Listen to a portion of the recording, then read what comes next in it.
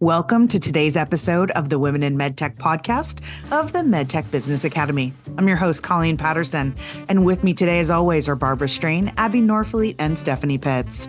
We also have the privilege of speaking today with Tiffany Wilson, CEO and president of University City Science Center, based out of Philadelphia.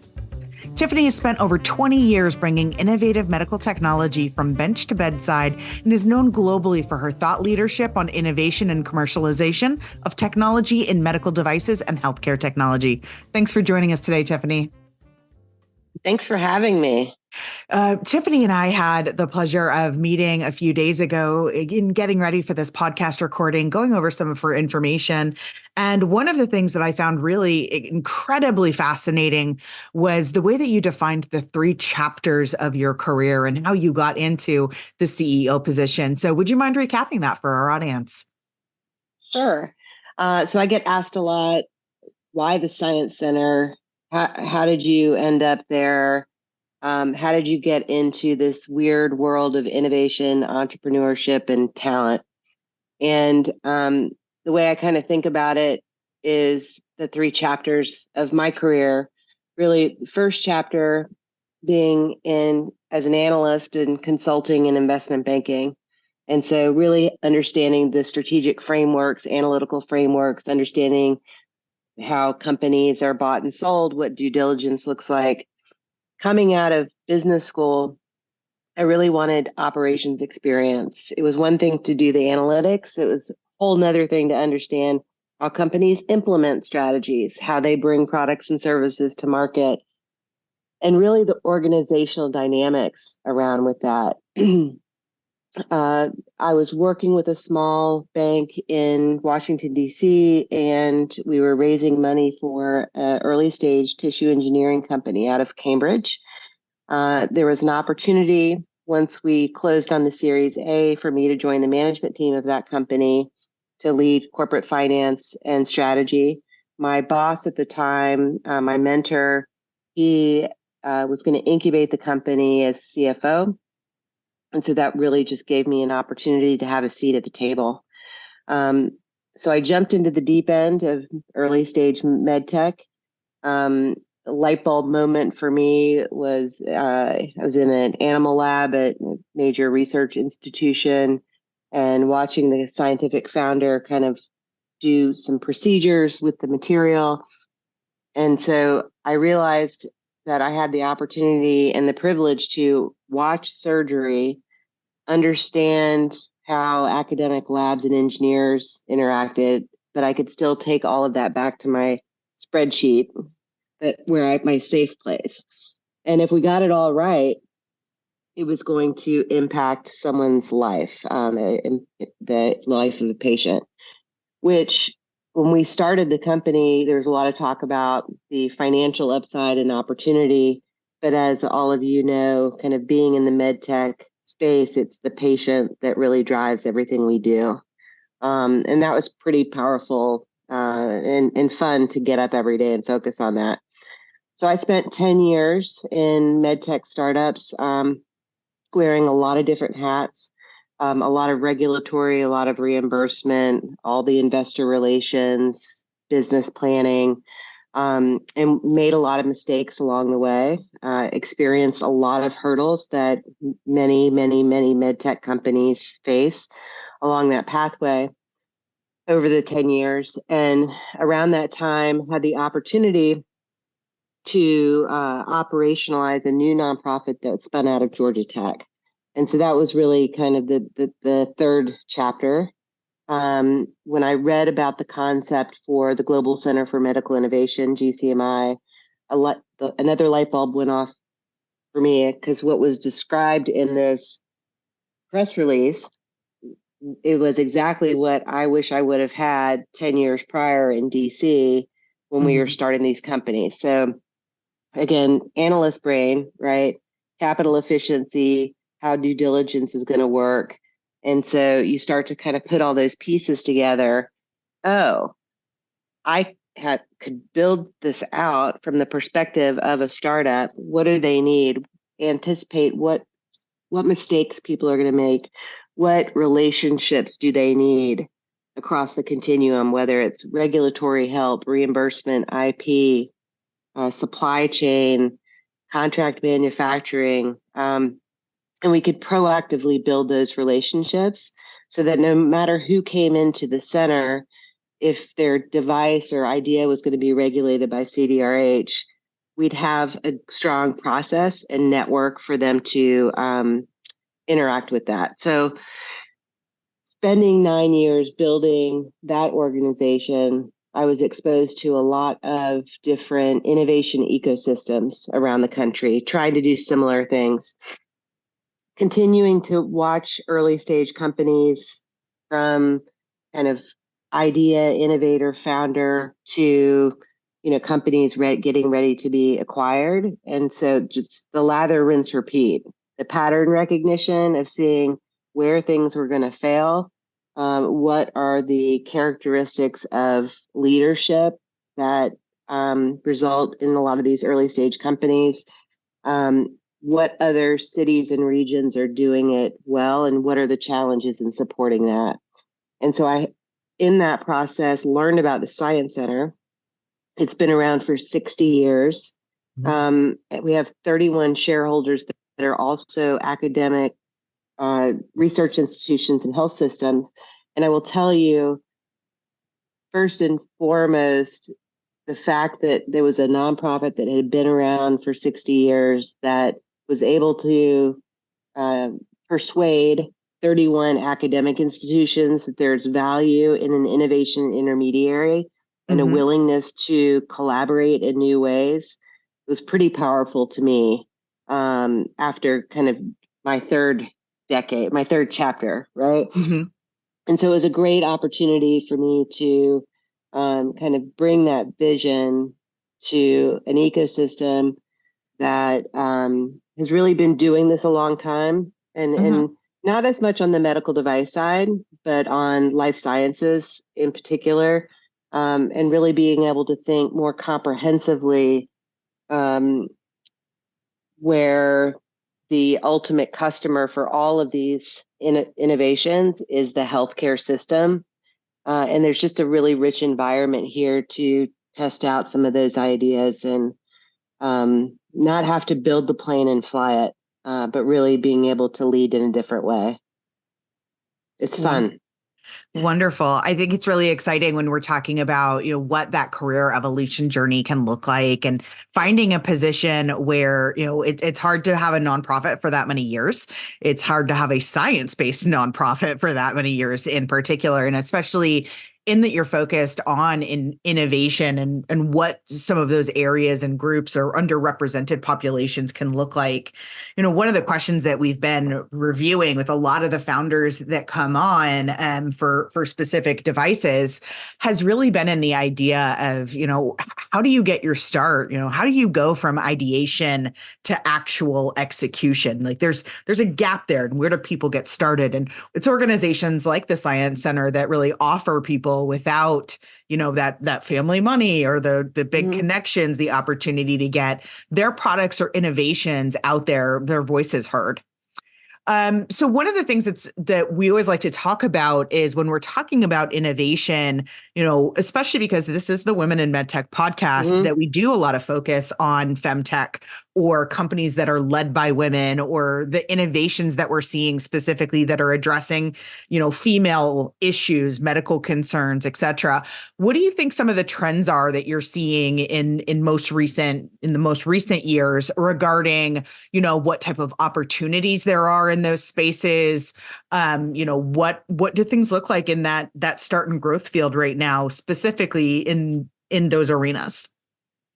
That's a great question, and I think we're definitely I feel like we're at a tipping point where, on a number of fronts, number one, you've seen more and more women getting involved, leading in medtech, more of a focus on that, and having the seat at the table to develop those skill sets. Number two, I think generationally. Are much more comfortable talking about women's bodies, and demanding more from NIH, federal funding, from the investment community. You got to pay attention to this stuff. And I think about it, there's a lot happening in kind of the menopause journey. I'm a Gen Xer, and we're just not having it anymore. Mm-hmm. And I think we've got a lot of a larger voice now after many, many decades of getting to this point, that we've got the ability to really influence that. So you look at the ARPA-H and what the Biden administration has done to really support investment in science around women's health. It's going to take time. A lot of the basic research is starting to be funded now. But I hope that, certainly over my daughter's lifetime, things will get a lot better. I think finally, from an investment standpoint, it's still small, but there is more of an opportunity, I think, for women investors to get engaged. You've got a generation of men investors that are more comfortable talking about women's health issues. Mm-hmm. Certainly by the time my son is in his 30s, he's going to be well versed in, like, I've been surrounded by women my whole life, and get on board with it. And he's a budding scientist, so that gives me hope. But it's going to take a lot of those investment and that intentionality to move these things forward. I know there's been we're starting in what's called conference season. We've just finished the first quarter, and our other podcast group, we kind of talked about it last week, and that recording will be out soon. It's not doing an advertisement here, but I think one of the things as we start to go out again, and people have been sort of coming back from COVID, and there's more people getting out there. What sort of atmosphere are you kind of seeing out there from your point of view, and what kind of, organizations generally do you attend events, and what's that sort of navigation like out there? Yeah, it's been interesting. So there's the first part of the conference season, right, in the first quarter or so, in around medtech and healthcare technology and things like that. And then there's the, like, from September to November, that kind of sprint. This year, it's been interesting. Over the last 3.5 years since I've been at the Science Center, my lens is broader. So I've moved from med tech, med device, very, very focused, to being exposed to what's happening in cell and gene therapy, in the challenges broadly in healthcare, and how technology can address some of those things. A lot of time thinking about where technology can address issues around health equity. I've been very interested in how can technology better outcomes for maternal outcomes in Black and brown communities, and what's the technology and around that? What are the policy discussions around there? So this spring, my focus has been pulled back because we're actively doing a lot of work building out kind of a medtech ecosystem through the Science Center in a more structured way. And I've been deeper diving in the medtech sector. And honestly, it really struck me after being out of it for a few years, and going back into it, still how heavily male dominated it is.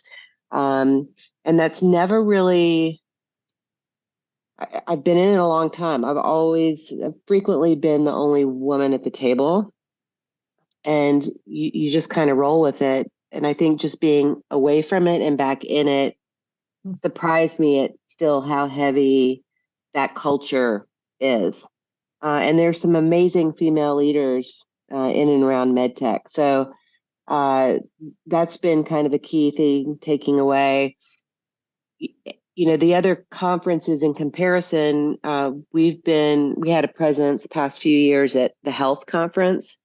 And so we'll do that again in October, November next year. It's in Las Vegas. We'll be in Amsterdam in June at the Health Europe one. And those companies, those ecosystems are just much more diverse. It's a broader range of technology.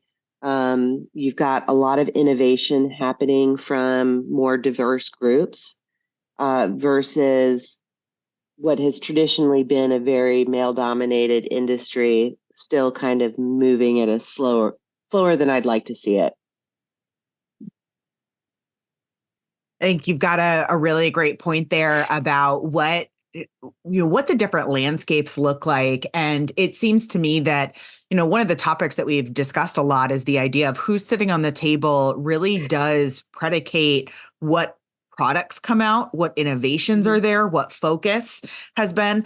This year, we've really been focusing on the idea, the concepts of some of the books that we've been reading. And those are items specifically like Invisible Women, that's by Carolyn Perez, going over the idea of representation. And, everybody talks about representation matters, but when you're talking truly about health equity and what opportunities are there, it's really interesting to me every time you hear somebody say like, oh, I've seen other tables that are so much more diverse, that have that better representation of leadership, of panelists, of contributors. And they seem to be having that really diverse array of products that are coming out, the innovations that are coming out for the diverse population. And I think that really does just key that back of, you have to have many different voices at the table. And, healthcare is a wonderful, does so many things for so many people. But I think what you just said about it has been very homogenous for a very long time. When you and I were talking on Wednesday, one of the items that we were just kind of talking in passing about was about the idea of, what retirement's going to look like here for a lot of people in these next few years. A lot of that leadership is getting to a certain age where they may be thinking about the next chapter of their life. And that will just naturally have a door opening of opportunity.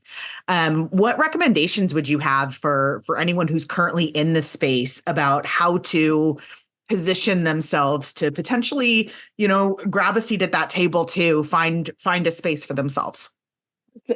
Another great question. I think from what's worked for me over the years, and whether it's been intentional or, a stroke of good luck being in the right place at the right time.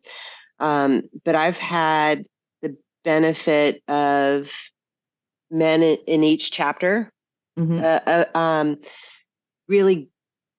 partner with me to give me an opportunity, give me a seat at the table.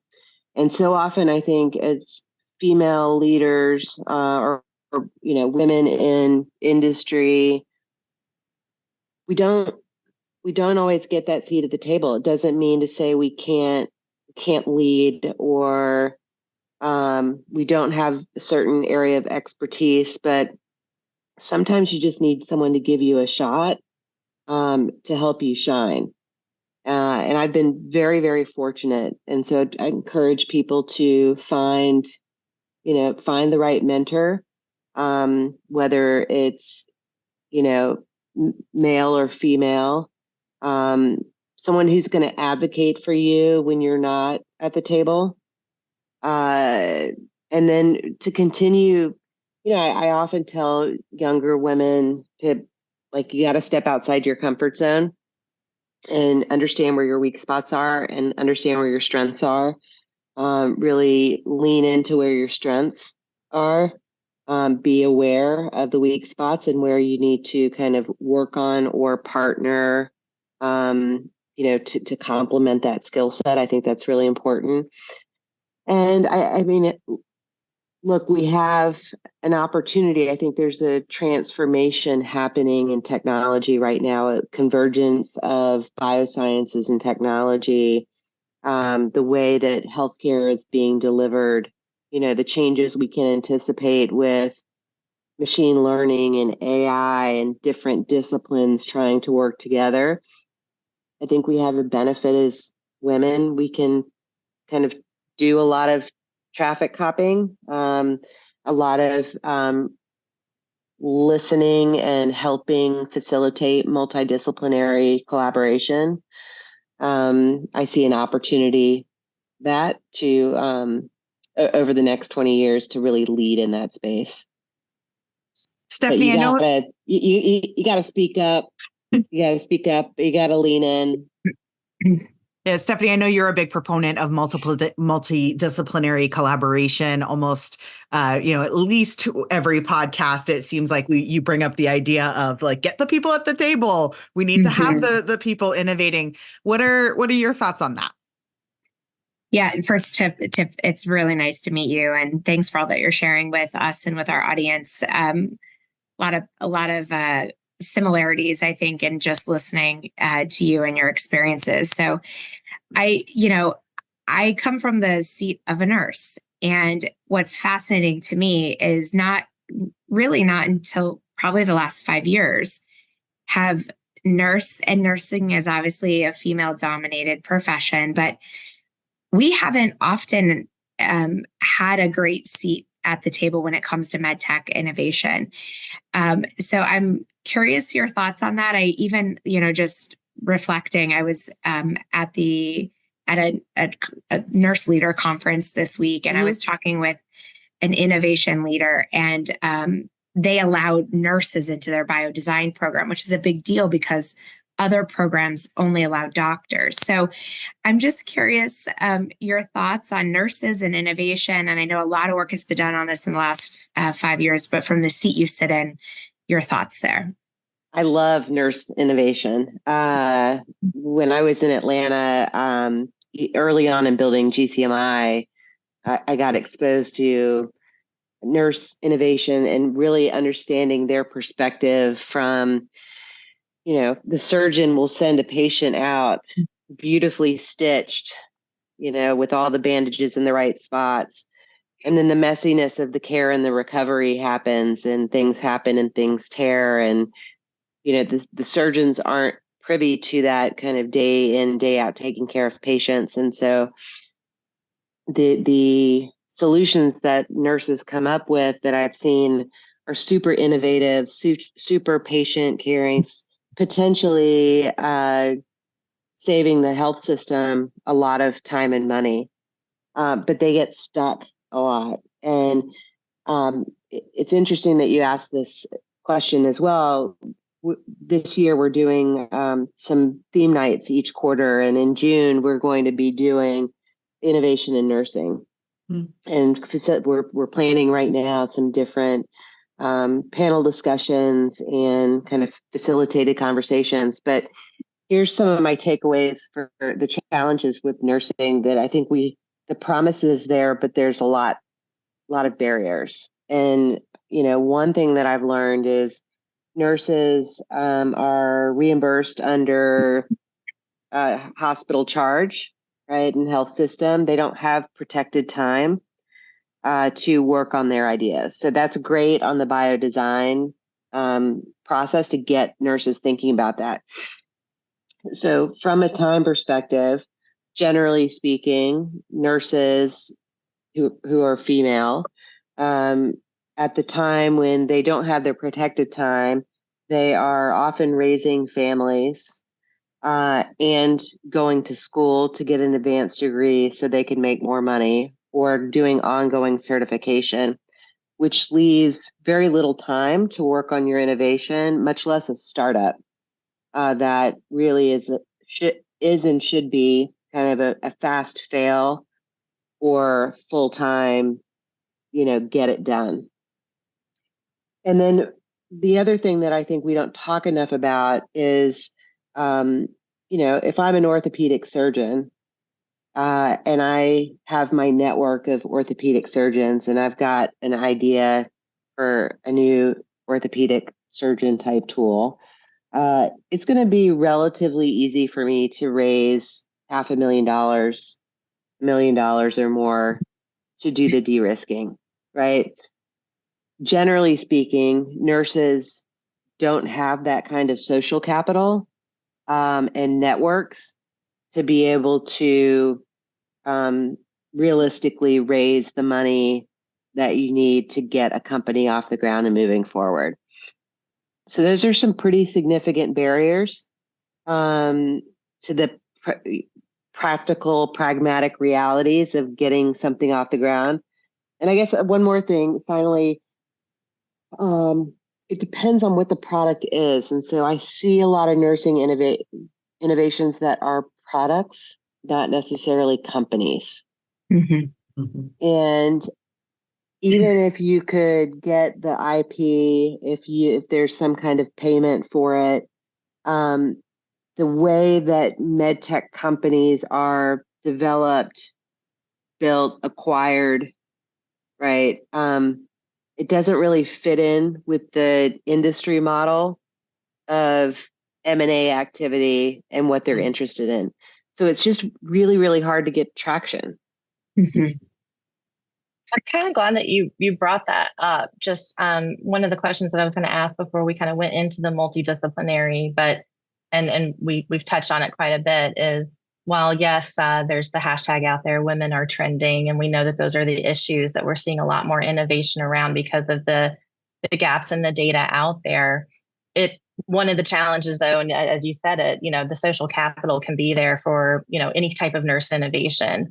Or, I've heard when I've been at these trade shows, like just hundreds of times over, nurses will come up to us and say, "Oh man, absolutely love your products. I have an idea." And then they just start sharing the idea. And I at least have the luxury of working with someone that understands IP and understands protecting IP. And he's an amazing mentor to the point of where he's like, "Stop talking, go write it down, put it in an envelope, mail it to yourself. Here's my card, and then we'll have a conversation," something along those lines.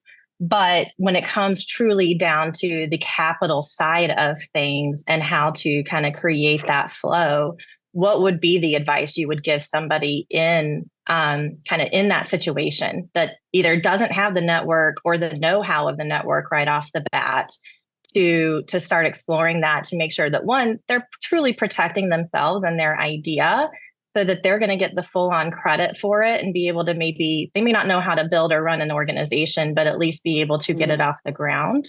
But then, and actually start creating that avenue while juggling all of the things that you just listed. Yeah. So I think, it depends on who your employer is, right? Sure. If you're part of a large academic medical center, then there's a lot of support there, and there's usually an IP policy, right? So you got to figure out what your employer's IP policy is and navigate through all that. Lawyers can help you understand that as well. Did you invent it when you're on the job? You're doing it right in your basement off hours? Where are you testing it, and those sorts of things. But then, over the last 10, 15 years, there's been a lot of activity around the country in various entrepreneurship centers, accelerator programs, and things like that. So finding organizations like the Science Center that have programs that you can participate in, and kind of convenings that you can, we've got a program called Proof Positive that's really around customer discovery. So if people have ideas, you can come and participate in that and have it facilitated in opening various networks to make sure you can validate, does the market really, is that unmet need really an unmet need? Understanding who the customer would be. And there's various programs you can participate in if you do a little research to de-risk before you even start. Maybe you're tinkering around with a prototype and things like that, but you really want to understand and be able to communicate what the value proposition is for your idea. Can you protect it? What's the pathway? Getting that clinical validation, because whether you raise money, try and get some grant dollars or convince someone of the value of your idea, you're going to need that story anyway.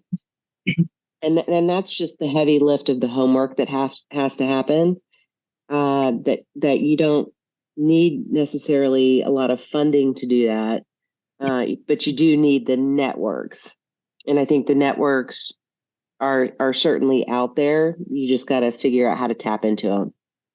So speaking of networks, and I know we've got a great group of people who listen into our podcast on a weekly basis. I do want to just give an opportunity to highlight the Science Center itself, what you guys do, and how people could help support your cause. I mean, a nonprofit is not a nonprofit without people being involved fiscally. So, how would somebody, if they were hearing you and were like, man, I think we're, Tiffany's doing amazing things. Like, I want to get involved with the Science Center. How would people, how could they get involved? How could they help support your mission?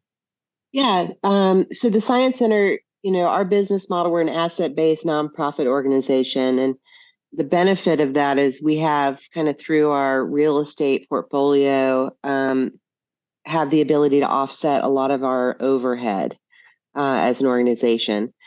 But the programs at the Science Center around capital readiness, proof positive, the Founders Fellowships, we do some STEM education work for underserved schools in West Philly that are evolving. Those are all funded by federal and state grants, sponsorship, and philanthropy. And so, there's different ways to get involved, whether it's through a sponsorship or some kind of investment that way. And then we also really kind of are interested in always expanding our network of subject matter experts and people who want to get involved, working with the startups, potentially investing in those startups. There's just lots of different opportunities. So you can always reach out to me, reach out through the website, and figure something out.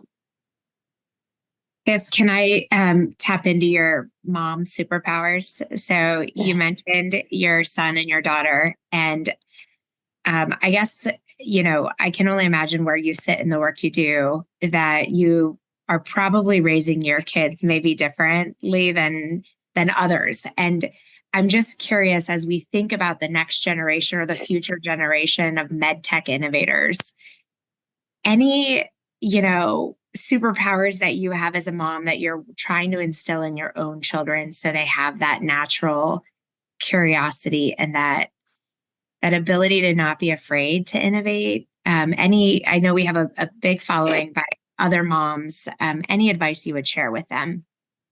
I can share what I've done. I don't know if it's good advice. I think I've given my kids enough material to, get them thinking, and let them scratch their head and figure out, like, why did mom do that? But we're all human, right?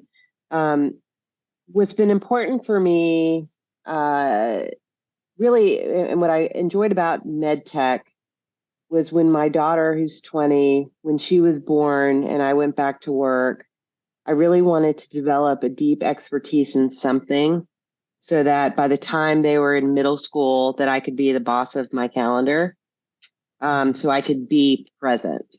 And while I have travel, I have to travel a lot and in and out of meetings, I do have that control of my calendar that's really enabled me to be present, which is great.